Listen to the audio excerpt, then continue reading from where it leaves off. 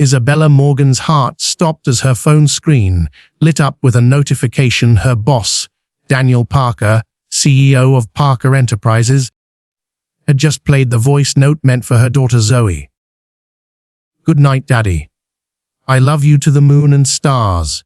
Sleep tight," she'd whispered in the soothing ritual for her 5-year-old who still longed for her father, gone 2 years. But in a distracted moment, fumbling through contacts starting with D, she'd sent it to Daniel instead of Zoe's daddy phone. Now at 9:17 p.m., the gray delivered status turned to played, and 3 dots pulsed. Daniel was typing. Panic surged. What would the intense, brilliant head of Boston's fastest growing marketing firm think of her now? Her phone buzzed with his reply. "Say that again." Isabella froze, her pulse hammering. Was he mocking her? Confused. Before she could respond, his name flashed across her screen. He was calling. "Mr. Parker, I'm so sorry," she blurted, answering. "That was for my daughter, not you." His voice, deeper than in the office, cut through her apology. "I understand. But why does Zoe need a recording of her father saying good night?" The personal question from her, usually distant boss, threw her. "Her father passed away 2 years ago. Cancer," she said, voice trembling. "He used to say that to her every night. She still asks for it." Silence stretched, then Daniel's tone softened. "I see. I'm sorry for intruding. Forget my message. See you tomorrow." He hung up, leaving Isabella staring at her phone, baffled by the exchange. The next morning, Isabella arrived early at Parker Enterprises, hoping to dodge an awkward run-in. She buried herself in the Riverstone Hotel's campaign, due by week's end, when Daniel's voice startled her. "Ms. Morgan." Impeccably dressed in a navy suit, the 38-year-old CEO stood at her desk, his usual intensity softened by something unfamiliar, vulnerability. "About last night. My office? When you have a moment." Heart racing, she followed him through the curious glances of colleagues. His corner office overlooked Boston Harbor, sunlight glinting off the water. He closed the door. "I owe you another apology," he began. My response was unprofessional. "Your voice note, it reminded me of my sister." She said those words to her son every night. Isabella's breath caught. "Used to?" she asked softly. "She and her husband died in a car accident 5 years ago," he said, gaze distant. "Their son, Lucas, lives with me. He's 7, and he hasn't spoken much since. Selective mutism, they call it." Isabella's heart ached, thinking of Zoe's own grief. "Children process loss differently," she said. Zoe wore her father's T-shirts to bed for months. Daniel's eyes met hers, searching. "Your voice note reached Lucas last night.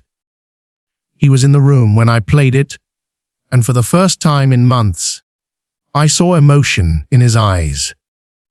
Would you consider recording a good night message for him, like you do for Zoe?" The request stunned her. "I'm not his mother," she said, hesitant. "I know," Daniel replied. "But your voice, it's so like my sister's." It sparked something in him. Isabella thought of Zoe, how her father's recorded words soothed her. "I'll think about it," she promised.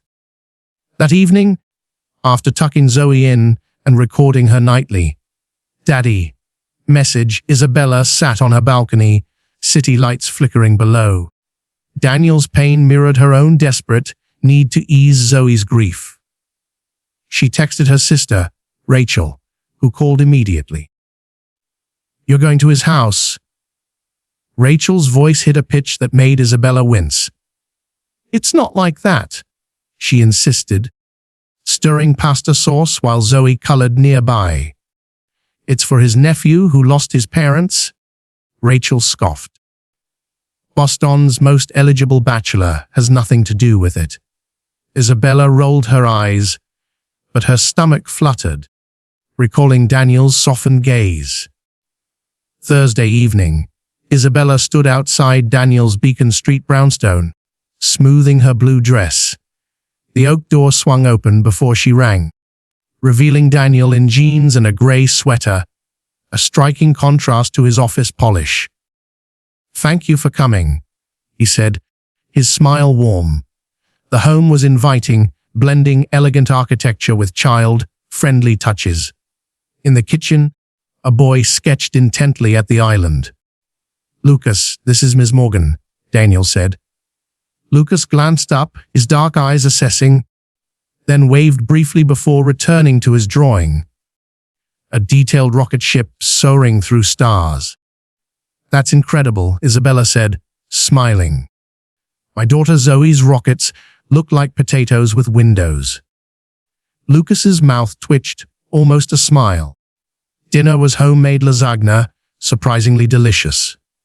Lucas stayed silent, but pushed his sketch pad toward them, his drawings reflecting their conversation.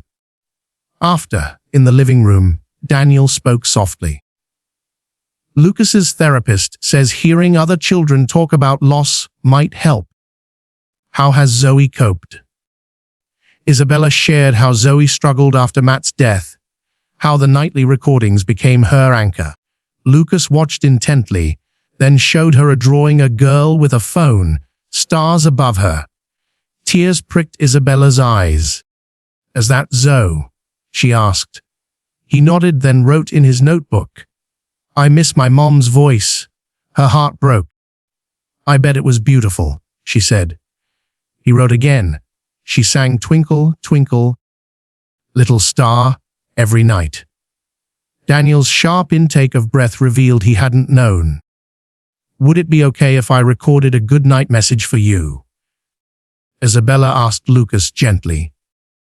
"Not to replace your mom's voice, but to help you remember her."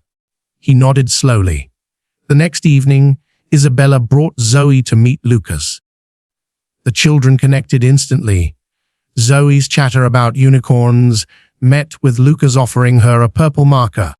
Over pizza and Candyland, Isabella saw a bond form, grief creating a silent understanding.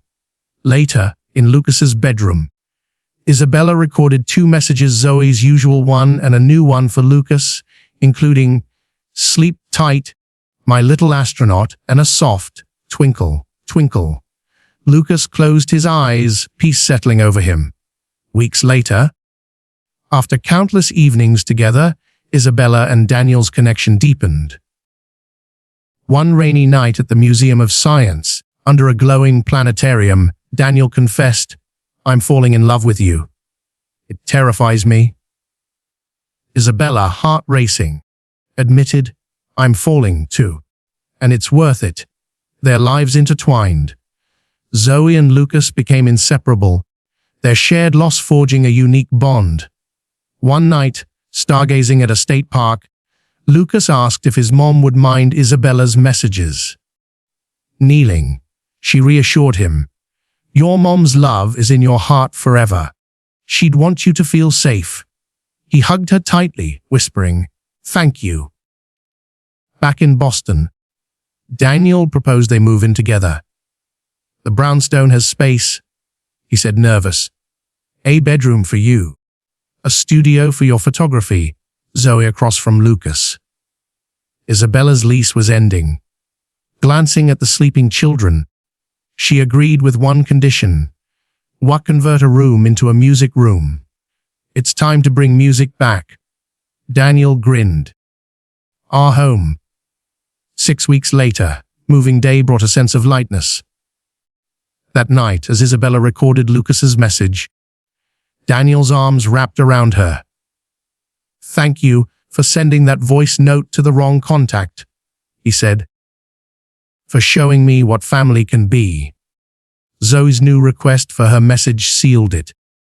"Good night from all the people who love you, to the moon and stars, and all the way back home." In that moment, Isabella knew they'd found not just a place, but a family. 4 stars forming a constellation of love, born from a single mistaken message.